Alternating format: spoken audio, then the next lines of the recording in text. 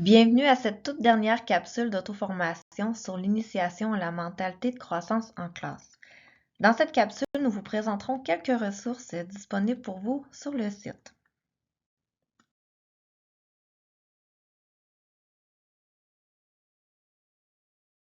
Après avoir suivi toutes nos formations, vous vous dites peut-être, voire même certainement, mais c'est bien beau tout ça, mais comment je me lance?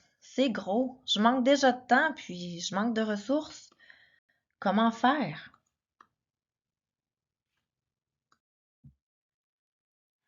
Prenons un moment pour nous recentrer et nous placer dans l'esprit de la mentalité de croissance. Qu'avons-nous retenu des formations suivies? Qu'est-ce qui nous a davantage marqué ou rejoint dans nos valeurs enseignantes? Est-ce que j'ai le goût de me lancer et de commencer à instaurer le changement dans ma classe? Si la réponse à cette dernière question est oui, alors une bonne façon de vous lancer peut être de vous donner des micro-objectifs facilement atteignables. Vous pouvez vous donner autant de temps que nécessaire pour atteindre chacun de ces micro-objectifs. D'ailleurs, afin de vous faciliter la tâche, nous avons conçu une liste de micro-objectifs, de propositions, prêtes à utiliser pour vous. Vous pouvez modifier cette liste à votre guise et y ajouter votre couleur, ou encore l'utiliser telle quelle.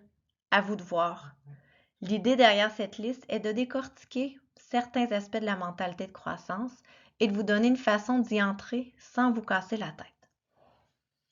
Vous retrouverez cette liste de propositions de micro-objectifs dans la section ressources de notre site Internet. Dans cette même section, vous trouverez aussi des suggestions de titres d'albums jeunesse, des vidéos, des citations inspirantes et une mini-leçon sur le cerveau prête à utiliser avec vos élèves. Allez y jeter un œil, vous pourriez y trouver chaussure à votre pied. Outre les ressources proposées dans notre section ressources, n'hésitez surtout pas à utiliser des ressources existantes que vous avez déjà dans vos classes ou dans les classes de vos collègues. C'est une façon très simple d'instaurer le changement sans se casser la tête. Et surtout, gardez en tête qu'il ne faut surtout pas que l'idée d'instaurer la mentalité de croissance devienne une source de stress ou une surcharge. Il faut y aller un pas à la fois, aussi petit ce pas soit-il.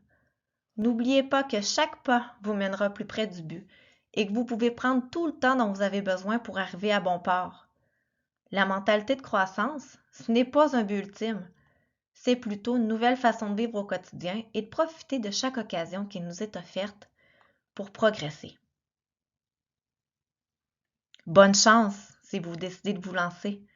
Bon succès et n'oubliez jamais que ce qui compte, c'est d'essayer. À bientôt!